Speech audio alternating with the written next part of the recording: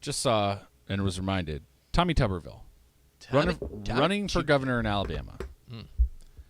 We got to talk about which college coaches. Which college coach would have the best chance of being elected governor of Texas? Tricky.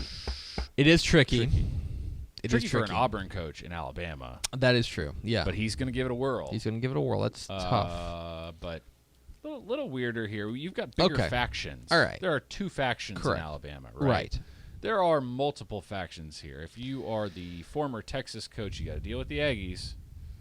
I think there's an obvious answer here.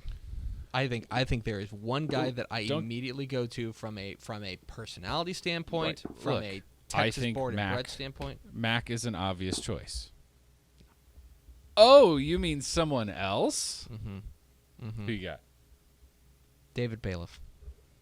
David Bailiff, Texas born, Texas bred. Interesting. Spent almost his entire career in Texas. Does he have everybody likes him. He's a super likable guy. That's true. He always seems very genuine and earnest. Yes. Now I would not wish a life in politics on anybody. Right. You know what I mean? So I'm not sending No. just throwing him to the wolves. But David Bailiff would be my immediately. That's the first guy that jumps to mind. Look, I agree. Going to suffer from a lack of household name recognition. That's true. Everyone knows who Mac is. Okay. So we can go. Mac is your folksy grandfather. So we can go. We can go former coaches. Oh, absolutely. Unfortunately, the late great Spike Dykes would have been perfect. Great choice. Would have been perfect. He would have been perfect. Absolutely. If you're not going with him, I think Jackie Sherrill could do some good work. But again, you're also going to fight the fact that no Longhorn is going to for Jackie right, Sherrill. exactly right.